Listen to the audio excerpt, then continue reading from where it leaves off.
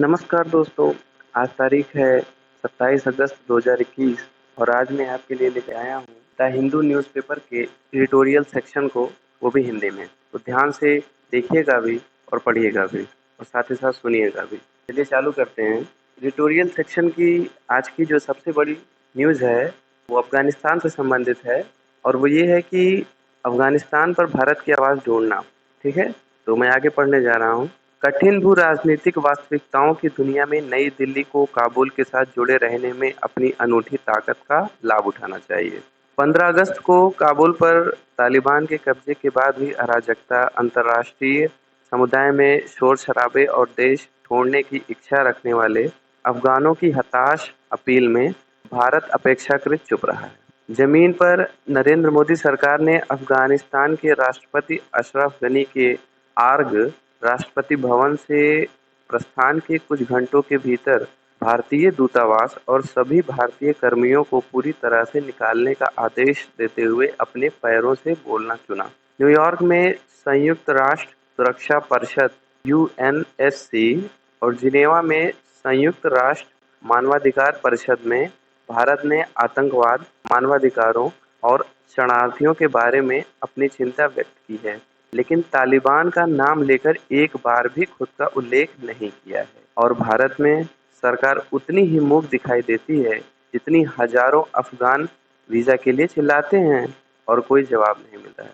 जब भारत ने नेतृत्व किया, खामोशी अतीत के बिल्कुल विपरीत है, विशेष रूप से पिछले 20 वर्षों में, जहां भारत अफगानिस्तान में चर्चाओं में सबसे आगे रहा। दिल्ली में 3 अलग-अलग सरकारों के कार्यकाल में 3 क्षेत्रों में भारत की भूमिका मजबूत हुई। बुनियादी ढांचे के निर्माण और विकास सहायता के मामले में देश के सभी 34 प्रांतों को शामिल करते हुए, लोकतंत्र के निर्माण, संविधान की लिपि बनाने और चुनाव कराने में मदद करने के मामले में और शैक्षिक निवेश के मामले में हजारों युवा अफगानों को अध्ययन करने, पेशेवरों और सैनिकों के रूप में प्रशिक्षित होने और भारत में कुशल बनने की अनुमति देना। भारत पहला देश था जिसके साथ अफगानिस्तान ने एक रणनीतिक साझेदारी पर हस्ताक्षर किए।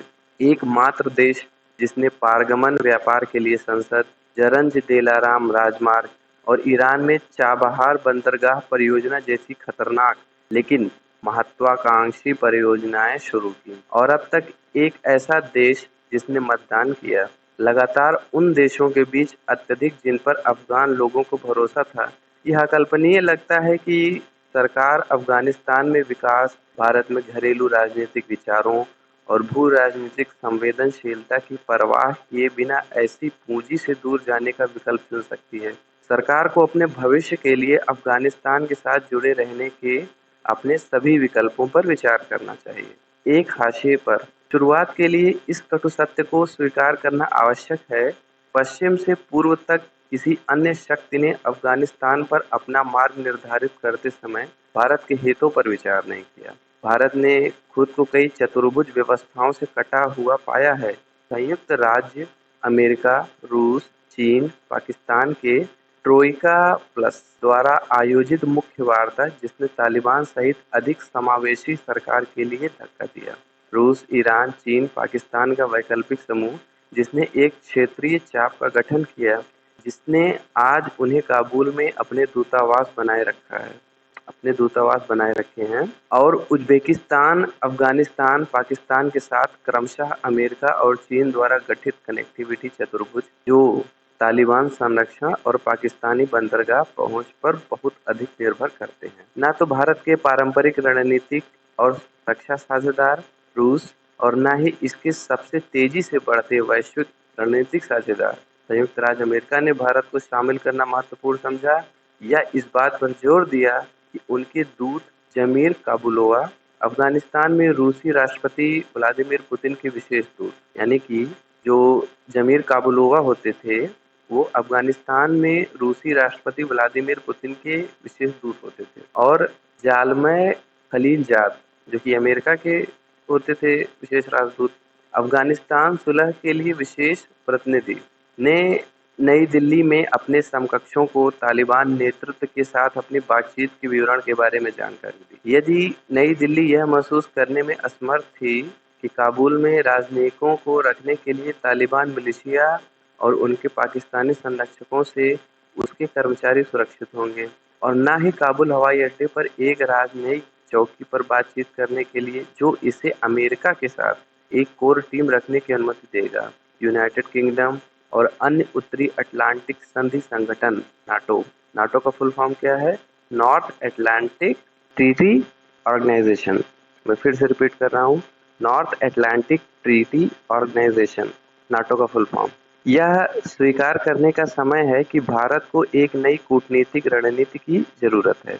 जबकि नरेंद्र मोदी सरकार ने तालिबान के साथ बातचीत और पाकिस्तान के लिए विस्तारित लाइन का विरोध करना असुविधाजनक पाया, ताकि अब तक इन दोस्ताना वैश्विक नेताओं के साथ बातचीत को सुविधाजनक बनाया जा सके। इसके लिए सार्वजनिक रूप से एक परिणाम की निंदा करना आवश्यक है जो स्पष्ट रूप से काम करता है। अब भारत के हितों के खिलाफ संयुक्त राष्ट्र की छत्र छाया में कार्रवाई।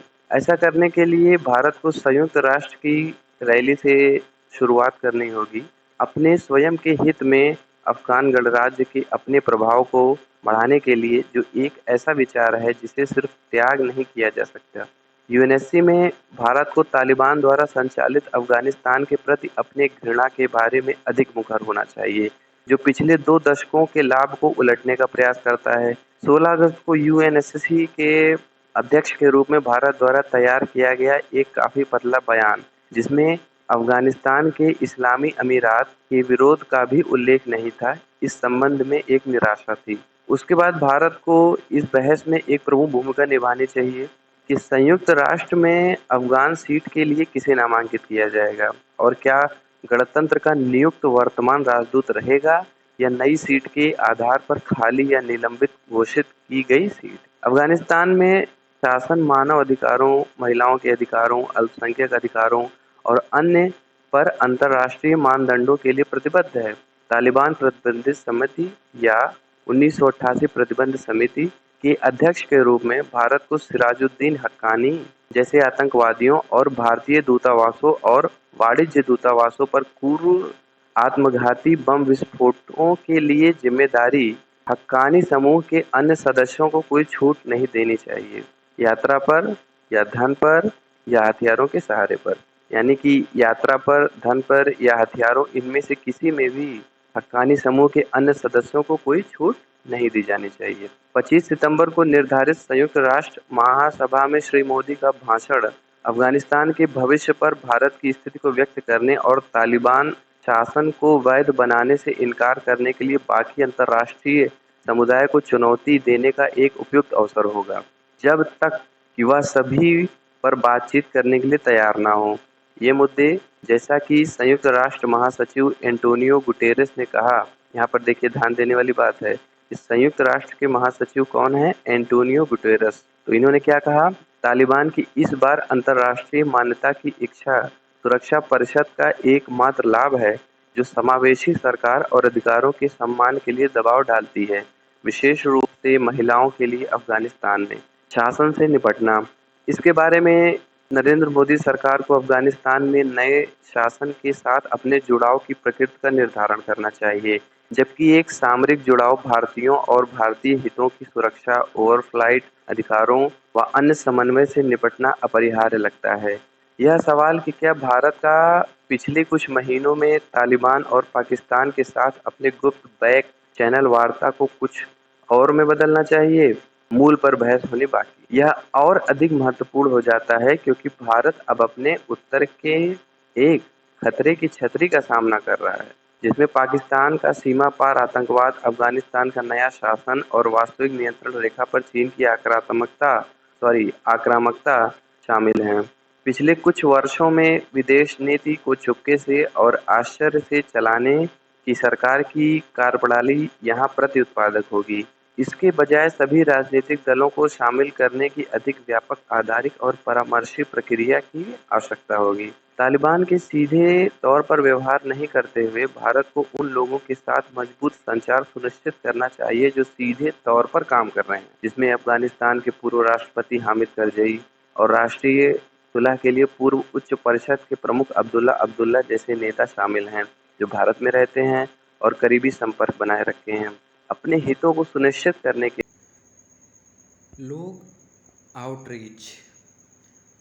अंत में सरकार को अफगानिस्तान में अपनी सबसे बड़ी ताकत अफगान लोगों के साथ अपने संबंधों को गले लगाना चाहिए और उन लोगों के लिए अपने दरवाजे खोलना चाहिए जो यहाँ आना चाहते हैं, जैसा कि पिछली भारतीय सरकारों ने किया है।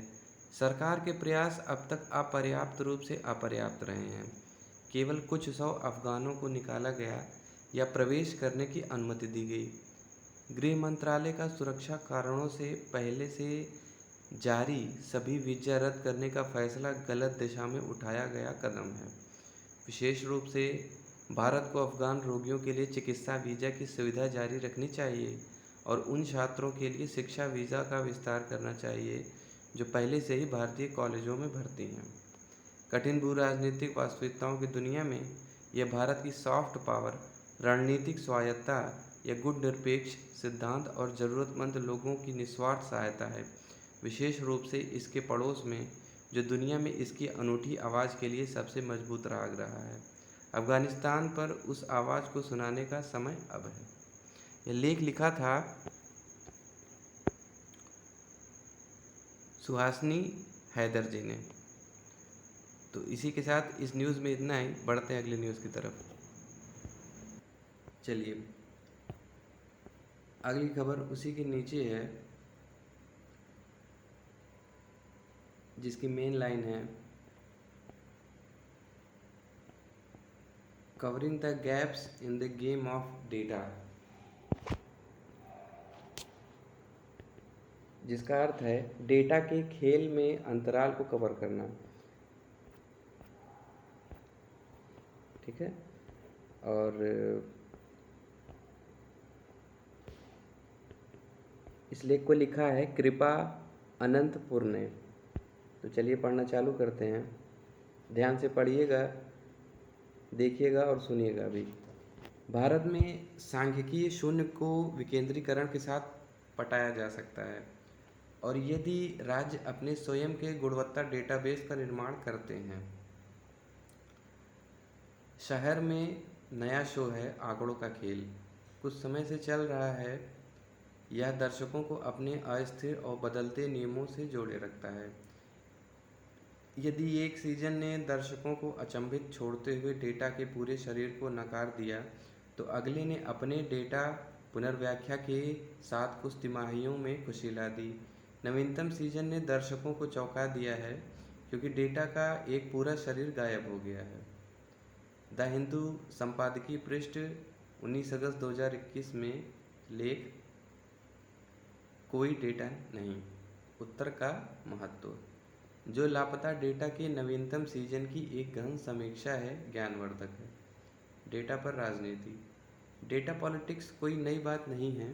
शक्ति और ज्ञान की परस्पर संबद्धता और आबादी को नियंत्रित करने के लिए राज्यों द्वारा इसके उपयोग को लंबे समय से फौकाल्ट, बॉर्ड्यू और अन्य द्वारा समझाया गया है। सूचना और संचार प्रौद्योगिकियों में तेज़ी से तकनीकी नवाचारों ने इस मुद्दे को और जटिल कर दिया है, जहां इंटरनेट कनेक्टिविटी के माध्यम से डेटा के विषय और वस्तु दोनों अब अटूट रूप से जुड़े हुए हैं। सरकारों द्वारा साक्ष्य आधारित नीति निर्माण या साक्ष्य आधारित बजट की ओर बढ़ना राज्यों द्वारा नागरिकों के बारे में बड़े बारीक स्तर के डेटा के एकत्रीकरण की ओर इशारा करता है। डेटा आधारित नीति निर्माण या बजटिंग का उद्देश्य प्रोग्रामेटिक फंडिंग निर्णयों को सूचित करने के लिए साक्ष्य को उपयोग के हेतु सुविधाजनक बनाता है। लक्ष्य नागरिकों के लिए परिणामों में सुधार के लिए काम करने वाले कार्यों और उनमें निवेश करना है। डेटा आधारित निर्णय लक्षित संसाधन आवंटन के माध्यम से अंतर जिला असमानताओं का निवारण कर सकते हैं। हालांकि डेटा आधारित शासन प्रदर्शन, प्रभाव या परिणामों के साथ या बिना विश्वसनीय, कठोर और मान्य डेटा के अस्तित्व को पूर्व मान लेता है। यदि शासन के निर्णयों को डेटा केंद्रित होना है तो एक अच्छा, मजबूत और विश्वसनीय डेटाबेस सुनिश्चित करने की आवश्यकता है। डेटा आधारित नीति निर्माण। राज्य भारी मात्रा में प्रशासनिक डेटा एकत्र करते हैं, हालांकि ये प्रशासनिक डेटा अक्सर मान्य नहीं होते हैं।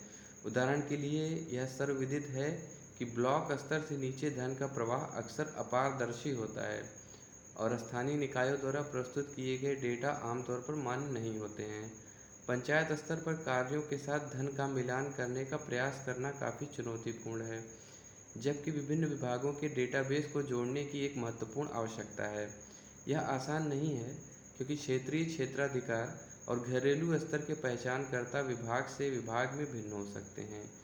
इन विभिन्न डेटा सेटों को एक पहचानकर्ता के साथ समरूप बनाने के लिए कुछ तंत्र लाने की आवश्यकता है, लेकिन इससे भी महत्वपूर्ण बात यह है कि इन डेटा सेटों को शहरी स्थानीय निकायों और ग्रामीण स्थानीय निकायों के माध्यम से मान्य करने की आवश्यकता है। डेटा आधारित निर्णय लेने के सफल होने के लिए डेटा का सटीक संग्रह, माप और व्याख्या महत्वपूर्ण है। हालांकि यह चुनौतियों से भरा है क्योंकि जितना अधिक डेटा का उपयोग किया जाता है, उसका दुरुपयोग या यहाँ तक कि हेरफेर भी किया जाता है। उदाहरण के लिए, कुछ क्षेत्रों में डेटा का अभाव आवश्यक रूप से बेहतर शासन का संकेत नहीं देता। कोरोना वायरस महामारी के दौरान कुछ राज्य पर्याप्त परीक्षण नहीं कर रहे थे। नतीजतन कोविड-19 सकारात्मक मामलों के डेटा की व्याख्या यह प्रतीत होती है कि कुछ राज्य, विशेष रूप से दक्षिण भारत में, अपने उत्तर भारतीय समकक्षों की तुलना में कोविड-19 मामलों को नियंत्रित करने में असमर्थ थे। कुछ बहुत खराब स्वास्थ्य संकेतकों के साथ साथ बुनियादी ढांचे के साथ ऐसे मामलों में संसाधन आवंटन और डेटा के आधार पर निर्णय लेने से प्रतिकूल प्रभाव पड़ने की संभावना है। इसी तरह राज्यों में शासन की गुणवत्ता का आकलन करने पर 2012 के एक अकादमिक अध्ययन में लॉ एंड ऑर्डर चर के तहत एक संकेतक था जिसका उद्देश्य पुलिस व्यवहार को मापना था, और संकेतक पुलिस व्यवहार के खिलाफ शिकायतें था। ऐसे संकेतक को कैसे मापा जाना चाहिए? एक आदर्श स्कोर क्या होगा, कम या ज़्यादा? इसका उत्तर सरल नहीं है।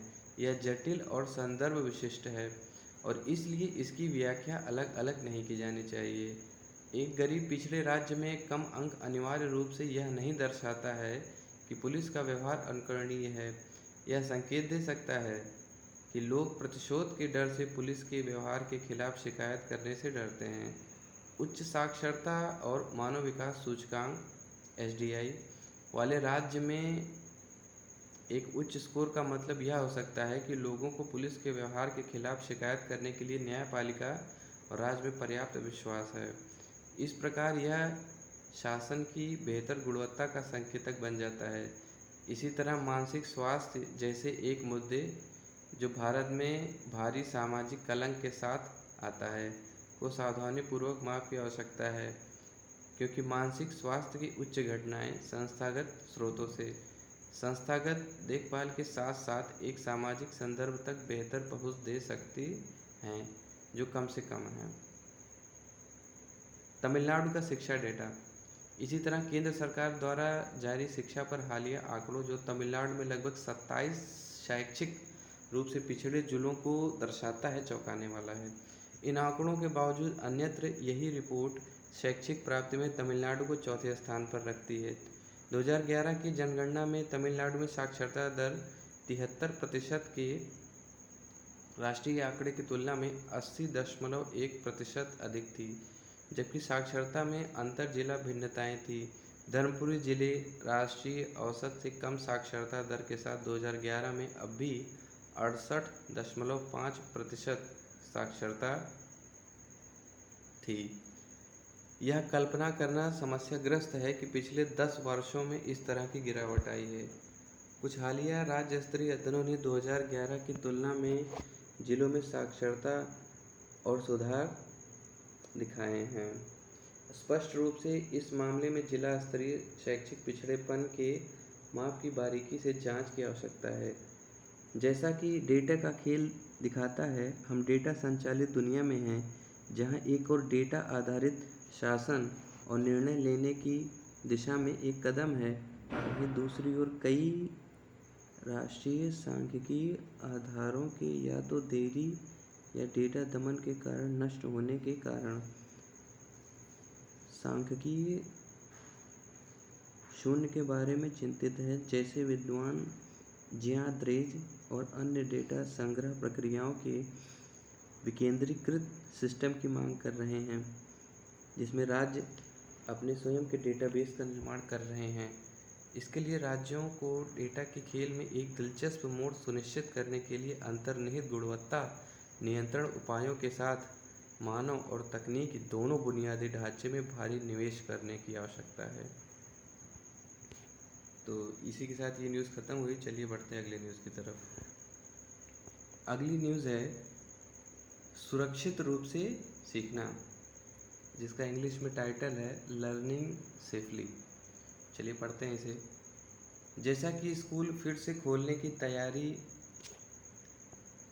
हो रही है, टीकाकरण और सुरक्षित व्यवहार पर ध्यान केंद्रित करना होगा।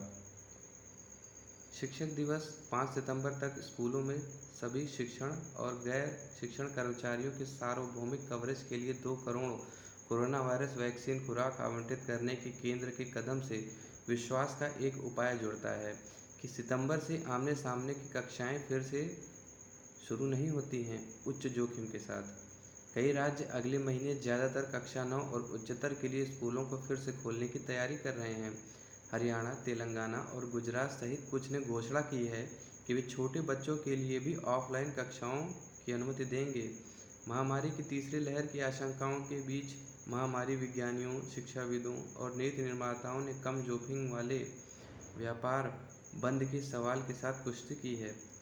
लंबे समय तक स्कूल बंद रहने के कारण सीखने की कमी के कारण वायरस से सुरक्षा को संतुलित करते हुए जो अपंग हैं, लाखों बच्चों के भविष्य की संभावनाएं उत्साहजनक हैं कि आधिकारिक अनुमानों के अनुसार देश के 97 लाख शिक्षकों में आधे का टीकाकरण पहले ही किया जा चुका है, जिससे 5 सितंबर तक बाकी शिक्षकों तक पहुंचना संभव हो पाया है। यानी कि इस देश में जितने भी शिक्षक हैं, उन शिक्षकों में से 97 लाख शिक्षकों में से आधे का पहला ही टीकाकरण किया जा चुका है, जिससे कि काम आसान हो चुका है। चलिए आगे बढ़ते हैं। हालांकि स्कूलों में बच्चों को संक्रमण का खतरा बना हुआ है और इसका समाधान किया जाना चाहिए। अत्यंत गंभीर, विशेष रूप से सभी राज्यों में मौजूद तेज़ी से फैलने वाले वायरस वेरिएंट के साथ, यह एक सुसंगत प्रक्रिया की मांग करता है जो महामारी विज्ञान से सर्वोत्तम सीख को शामिल करता है और स्थानीय परिस्थितियों के आधार पर निर्णय लेने को जिलों में विकेंद्रीकृत करता है। यह निश्चित रूप से एक कदम आगे है कि एक वैक्सीन 3 खुराक ज़ाइकोव-डी को 12 से 18 आयु वर्ग के लिए अनुमोदित किया गया है, लेकिन इसे केवल अक्टूबर से प्रशासित किया जाना है। इसलिए भौतिक कक्षाओं में प्रत्यावर्तन को सावधानीपूर्वक आशंकित करना होगा। आधिकारिक अनुमानों के अनुसार 5 सितंबर तक बाकी हिस्सों तक पहुंचना संभव है। हालांकि स्कूलों में बच्चों के संक्रमण का खतरा बना हुआ है और इसे अत्यधिक गंभीरता से संबोधित किया जाना चाहिए, विशेष रूप से सभी राज्यों में मौजूद तेज़ी से फैलने वाले वायरस वेरिएंट के साथ।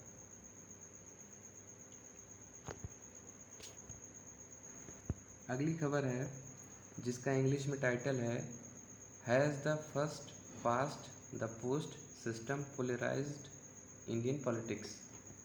इसका हिंदी मतलब है क्या post past the post system ने भारतीय राजनीति का ध्रुवीकरण किया है।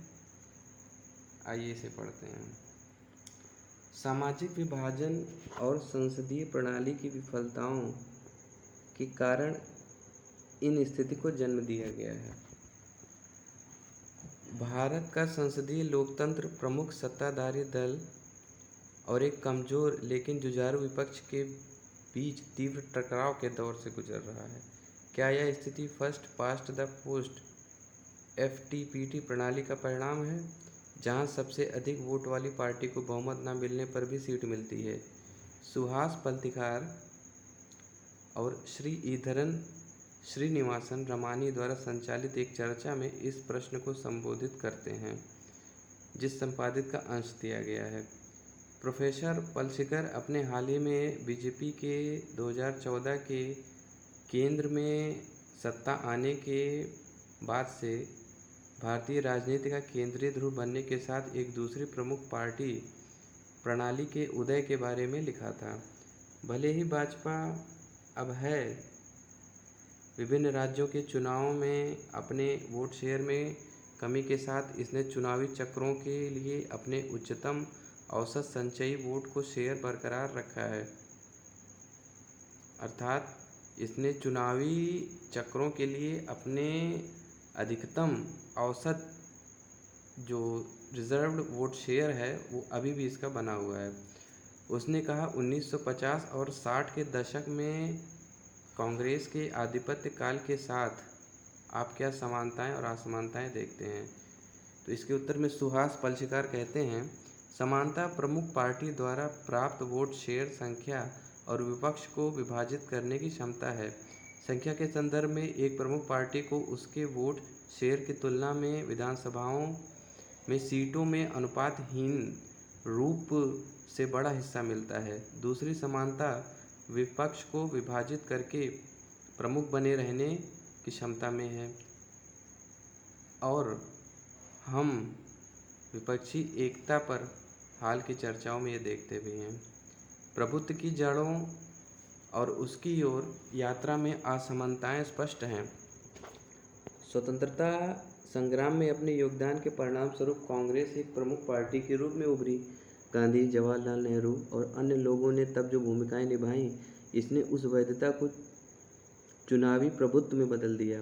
भाजपा 2014 में चुनावी रूप से प्रमुख के रूप में उभरी और तब से अपना आधिपत्य स्थापित करने की कोशिश कर रही है। यही कारण है कि मैंने तर्क दिया है कि इसका आधिपत्य अभी भी बना हुआ है, जबकि यह चुनावी रूप से हावी हो गया है। डॉक्टर श्रीधरन 1950 और 60 के दशक में कांग्रेस के आधिपत्य भारतीय राजनीति में संघीकरण और क्षेत्रीयकरण जैसे रुझानों का मार्ग प्रशस्त किया। इसलिए भले ही हमारे पास एफटीपीटी प्रणाली थी, फिर भी कुछ हद तक विविधीकरण था, जिसने नई ताकतों को व्यवस्थित रूप से उभरने की अनुमति दी। 2019 के बाद से तथ्य यह है कि भाजपा ने अपने वोट शेयर के सापेक्ष एक अनुपातहीन सीट शेयर हासिल किया है, ने एफपीटीपी की आलोचना को पुनर्जीवित किया है। इसमें आपका क्या विचार है?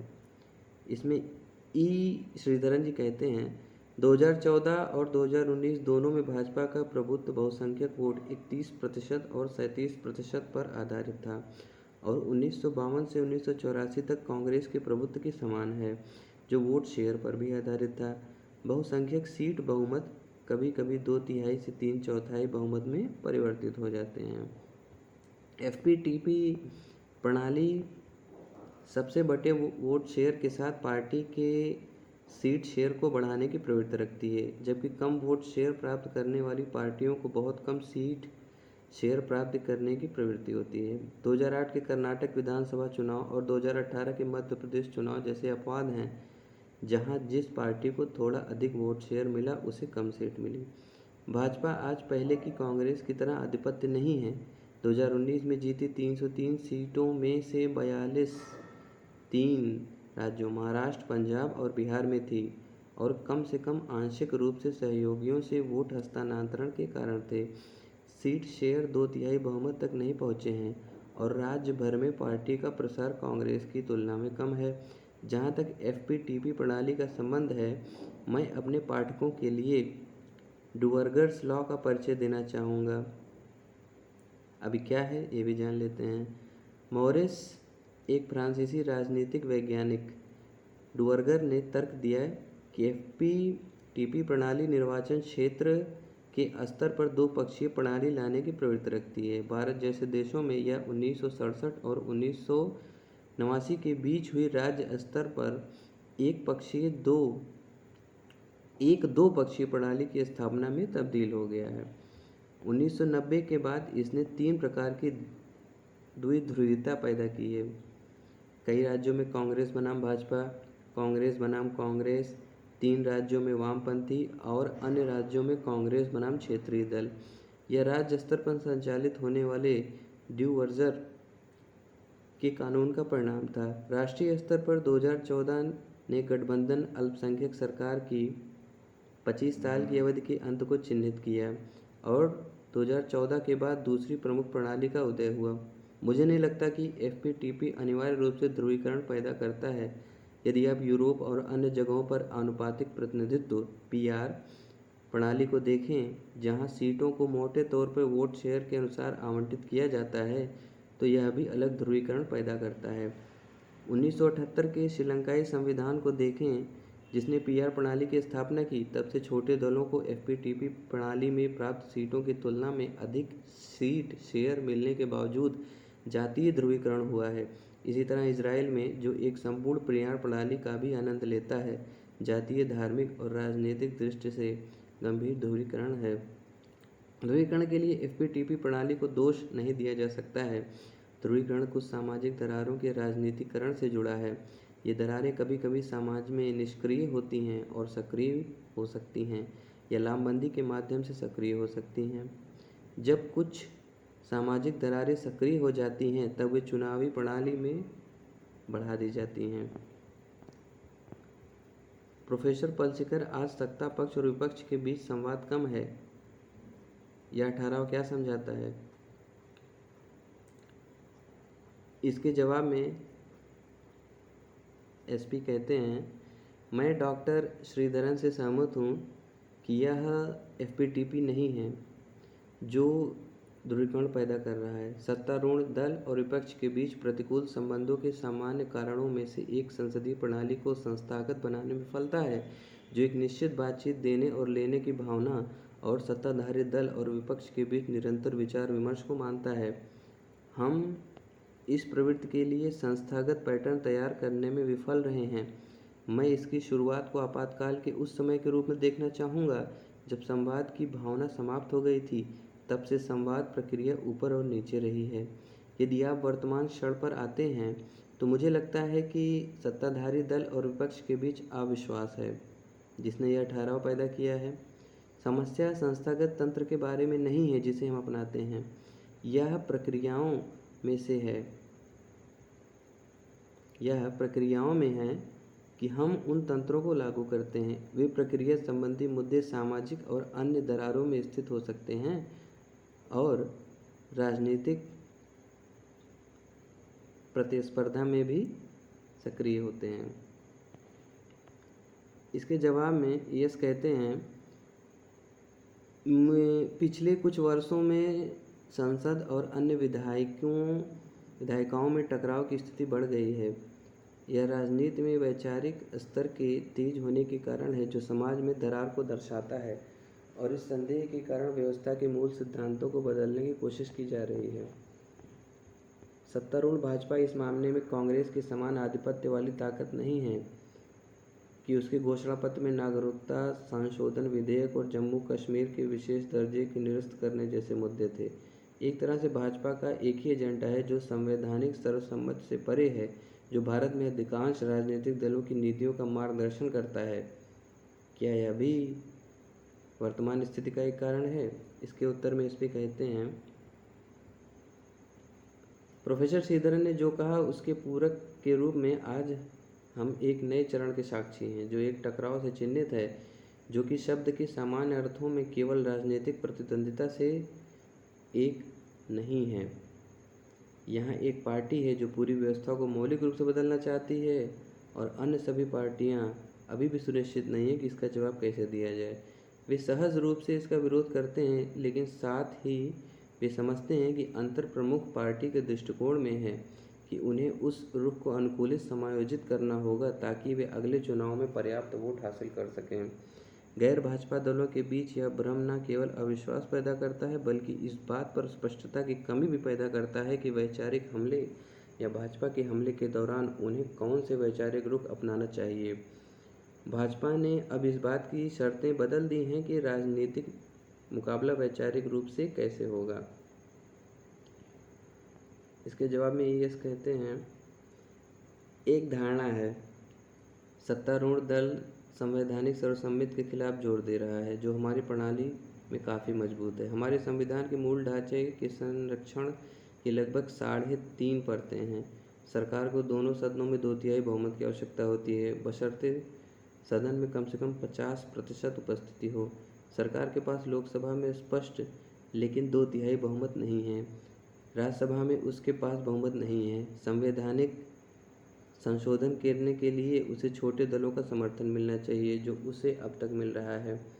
फिर इसे न्यायिक समीक्षा से गुजरना पड़ता है। अदालतों ने भी अभी तक पिछले कुछ वर्षों में सामने आए कुछ विवादास्पद मुद्दों पर फैसला नहीं दिया है। अंत में केंद्र राज्य संबंधों पर कुछ लेखों के लिए उन्हें आधे राज्य विधानसभाओं के माध्यम से पारित करना होगा। वैचारिक बदलाव हो रहे हैं और नई सामाजिक दरारें सक्रिय हो रही हैं, जिन्होंने राजनीतिक परिदृश्य को बदल दिया है। क्या यह कहा जा सकता है कि संघीय मुद्दे एक तरफ भाजपा और दूसरी तरफ क्षेत्रीय दलों के साथ संघर्ष के क्षेत्र में उभर रहे हैं?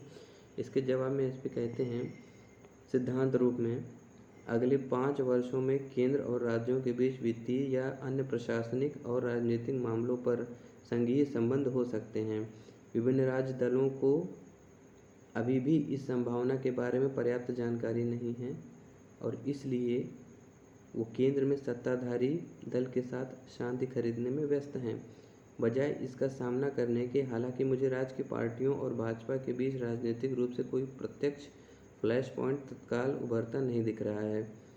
साथ ही पिछले 3 दशकों में राज्यों के प्रशासन को नियंत्रित करने के अलावा राज्यों में स्थानीय निकायों को संसाधनों को सीधे स्थानांतरित करने के लिए भाजपा या किसी केंद्र सरकार की क्षमता ने राज्य दलों की केंद्र सरकार को लेने की क्षमता को कमज़ोर कर दिया है। वस्तुनिष्ठ रूप से वे ऐसा करने की स्थिति में नहीं है और व्यक्तिपरक रूप से वे सुनिश्चित नहीं हैं कि लड़ाई को कैसे पिच किया जाए। इसलिए हमारे पास एक आकर्षक अवधि है जहां एक संघीय फ्लैश पॉइंट का निर्माण होता है, लेकिन साथ ही वास्तविक फ्लैश पॉइंट वास्तविकता में कहीं और हो सकता है। क्या आप केंद्र की तुलना में विभिन्न क्षेत्रीय दलों द्वारा बातचीत, टकराव और समायोजन का मिश्रण देखते हैं? Biju Janata Dal BJD, YSR Congress party, Telangana Rashtra Samithi एक चाल का इस्तेमाल कर रही है। द्रविड़ मुनेत्र कड़नम डीएमके, तृणमूल कांग्रेस टीएमसी दूसरे का इस्तेमाल कर रहे हैं। और इसी तरह इसके उत्तर में एसपी कहते हैं, बीजेड, वाईएसआरसीपी और टीआरएस के केंद्र के साथ कैसे संबंध है, इसके वर्णन के लिए एक्विसेंस शब्द का इस्तेमाल करूंगा। इसी के साथ ये लेख खत्म होता है। बढ़ते हैं अगली न्यूज़ की तरफ। अगली न्यूज़ जिसकी हेडलाइन है, the clean up crew we need, जिसका हिंदी मतलब है, हमें जिस सफाई दल की आवश्यकता है। गिद्ध न केवल हमारे पर्यावरण को शवों से मुक्त रखते हैं, बल्कि बीमारी के प्रकोप को नियंत्रित करने में भी मदद करते हैं। रावण का सामना करने में जटायु गिद्ध के रूप में एक अर्ध देवता की वीरता रामायण में अच्छी तरह से वर्णित है। आगे पढ़ने से पहले मैं बताना चाहूँगा, इस लेख को लिखा है आदर्श कुलकर्णी जी ने। तो चलिए हम जहाँ पर रुके थे उसके आगे से पढ़ना चालू करते हैं। महाकाव्य में जटायु के भाई संपत्ति का भी उल्लेख है, जिन्होंने भगवान राम को लंका की ओर ले जाने में महत्वपूर्ण भूमिका निभाई थी। हालांकि हम अपने महाकाव्यों में इन सहायक प्राणियों को पढ़ते और आश्चर्यचकित करते हैं, लेकिन हमने उन्हें वास्तविकता में उतना महत्व नहीं दिया है। हमारे पारिस्थितिकी तंत्र में गिद्ध बहुत महत्वपूर्ण मैला ढोने वाले हैं। फिर भी भारत ने 1990 के दशक और 2000 के दशक के मध्य अपनी 95% से अधिक गिद्धों की आबादी को खो दिया। आज देश को गिद्धों को विलुप्त होने से बचाने के लिए तत्काल संरक्षण के प्रयासों की आवश्यकता है। मिथक और तथ्य। गिद्धों को अक्सर बीमारियों के स्रोत के रूप में गलत समझा जाता है, यद्यपि वे लगभग विशेष रूप से कैरियन पर दावत देते हैं। वे कभी कभी बेहद बीमार, घायल या दुर्बल प्राणियों पर शिकार करने में सक्षम होते हैं। यदि आसपास कोई भोजन नहीं होता, नतीजतन वे राक्षसी हैं। कुछ लोग गिद्धों को कुरूप, अप्रिय और अपशकुन भी मानते हैं। इनके बारे में समझ और ज्ञान की कमी को देखते हुए आइए पहले समझते हैं कि गिद्ध क्या करते हैं और क्यों महत्वपूर्ण हैं। गिद्ध एक्टिपिट्राइडे परिवार से संबंधित हैं, जिनके सदस्यों में चील, बाज और पतंग शामिल हैं। वे अपेक्षाकृत सामाजिक पक्षी हैं, जिनकी जंगली औसत आयु 10 से 30 वर्ष है। भारी होने के कारण वे ऊंचे पेड़ों या चट्टानों पर घोंसला बनाते हैं। गिद्ध धीमे प्रजनक होते हैं और इसलिए प्रत्येक व्यक्ति का जीवित रहना महत्वपूर्ण है। अपनी उत्कृष्ट दृष्टि और मजबूत सूंघने की क्षमता से गिद्ध दूर से ही मरे हुए जानवरों की उपस्थिति का पता लगा सकते हैं। गिद्धों के पास आवाज़ का डिब्बा नहीं होता है, इसलिए वे गा नहीं सकते। वे ग्रंट्स और फुफकार के माध्यम से संवाद करते हैं। आमतौर पर गिद्ध शवों को खोलने के लिए दूसरे मांसाहारियों पर निर्भर रहते हैं। उनके शक्तिशाली बिल और लंबी पतली गर्दन को शव के अंदर से मांस के टुकड़ों को निकालने में मदद करने के लिए सहायक होते हैं। अन्य रेप्टरों के विपरीत गिद्धों के पैर और पंजे कमज़ोर होते हैं। वे भोजन नहीं करते हैं, बजाय वे भोजन को दोबारा उगलते हैं और अपने बच्चों को खिलाते हैं। गिद्धों का पेट अत्यधिक अम्लीय होता है, जो उन्हें सड़े हुए शवों को पचाने और रोग पैदा करने वाले बैक्टीरिया को मारने में मदद करता है। भारत में गिद्धों की 9 प्रजातियां हैं। यहाँ देखिए, ये ध्यान देने वाली बात है। भारत में गिद्धों की कुल 9 प्रजातियां हैं। कई गंभीर रूप से संकटग्रस्त हैं। गिद्धों की आबादी में गिरावट का मुख्य कारण डाइक्लोफेनाक नामक दवा का उपयोग है। ये भी इम्पॉर्टेंट चीज़ है कि गिद्धों की आबादी में गिरावट का मुख्य कारण क्या है, तो डाइक्लोफेनाक नामक दवा। मवेशियों के दर्द से राहत दिलाने वाला डाइक्लोफेनाक छोटी खुराक में भी गिद्धों के लिए विषैला होता है और गुर्दे की विफलता और मृत्यु का कारण बनता है। गिद्धों के शरीर के अंगों की औषधि उपचार शक्तियों के बारे में मिथकों के कारण गिद्धों का शिकार हुआ है। जहाँ गिद्धों का घोंसला होता है, वहाँ पत्थरों का उत्खनन और विस्फोट भी उनके पतन का कारण बना है। दिलचस्प बात यह है कि अध्ययनों से पता चला है कि जहाँ गिद्धों की आबादी में गिरावट आई है, वहीं जंगली कुत्तों की आबादी में वृद्धि हुई है। जंगली कुत्तों से जुड़े स्वास्थ्य संबंधी खतरे सर्वविदित हैं। पारिस्थितिकी तंत्र से गिद्धों को हटाने से शवों की अकुशल सफाई होती है और जल प्रणाली दूषित होती है। यदि मृत पशुओं को लंबे समय तक सड़ने के लिए छोड़ दिया जाए तो यह रोग पैदा करने वाले रोगजनकों को जन्म दे सकता है। ऐसा मांस का सेवन करने वाले जानवर आगे चलकर बीमारी का वाहक बन जाते हैं। बहुत कम जानवर या पक्षी सड़ते शवों को निगल सकते हैं। अपने अम्लीय पेट के लिए धन्यवाद गिद्ध कर सकते हैं। इस प्रकार वे पारिस्थितिकी तंत्र को स्वस्थ बनाने में महत्वपूर्ण भूमिका निभाते हैं। संख्या बढ़ाने के उपाय। इस समस्या से निपटने के लिए भारत ने 2006 में पशु चिकित्सा उपयोग के लिए डाइक्लोफेनाक पर प्रतिबंध लगा दिया है। अक्टूबर 2020 में स्वीकृत 2020 से 25 के लिए गिद्ध संरक्षण के लिए कार्य योजना के तहत 5 राज्यों को गिद्ध प्रजनन केंद्र प्राप्त करने हैं। अभी तक गिद्धों के इलाज के लिए कोई बचाव केंद्र नहीं है, इसलिए यह भी योजना के तहत रखा गया है। गिद्ध रेस्तरां, जो कुछ देशों में मौजूद है, जनसंख्या को संरक्षित रखने का एक तरीका भी है। इन रेस्तरां में मवेशियों के डाइक्लोफेनाक मुक्त शवों को निर्दिष्ट क्षेत्रों में फेंक दिया जाता है, जहां गिद्ध चरने के लिए इकट्ठा होते हैं। इन उपायों ने धीरे धीरे सकारात्मक प्रभाव डालना शुरू कर दिया है, लेकिन अभी भी एक लंबा रास्ता तय करना है। जागरूकता और कार्यवाही साथ साथ होनी चाहिए। अंतर्राष्ट्रीय गिद्ध जागरूकता दिवस 4 सितंबर को आने के साथ हमारे लिए अपने पारिस्थितिकी तंत्र में गिद्धों के महत्व के बारे में जागरूकता फैलाना महत्वपूर्ण है। यहाँ पर देखिए, एक ध्यान देने वाली बात है, अंतर्राष्ट्रीय गिद्ध जागरूकता दिवस कब होता है, तो इसका उत्तर है 4 सितंबर को होता है। तो ये लेख यहीं समाप्त हुआ। चलिए बढ़ते हैं अगले लेख की तरफ। अगला जो न्यूज़ है उसकी हेडलाइन है from the archives rumours following PM's note to China. इसका हिंदी में मतलब है, चीन को पीएम के नोट के बाद अफवाहें। श्रीमती इंदिरा गांधी द्वारा श्री चाउ एन लाई को भेजे गए संदेश के उद्देश्य के बारे में प्रधानमंत्री सचिवालय और विदेश मंत्रालय इस कदर चुप्पी साध गए हैं कि उन्होंने अनावश्यक रूप से इस पर जंगली अटकलों का दौर शुरू कर दिया है। यह विदेश मंत्रालय के शीर्ष अधिकारी, जो आमतौर पर प्रधानमंत्री द्वारा इस तरह के कदम उठाए जाने पर तस्वीर में रखे जाते हैं, इस हद तक अज्ञानता का नाटक कर रहे हैं कि कई लोग आश्चर्यचकित रह गए हैं कि क्या वे इस बार वास्तव में अनजान थे कि जब तक कि उन्होंने इस बारे में नहीं पढ़ा।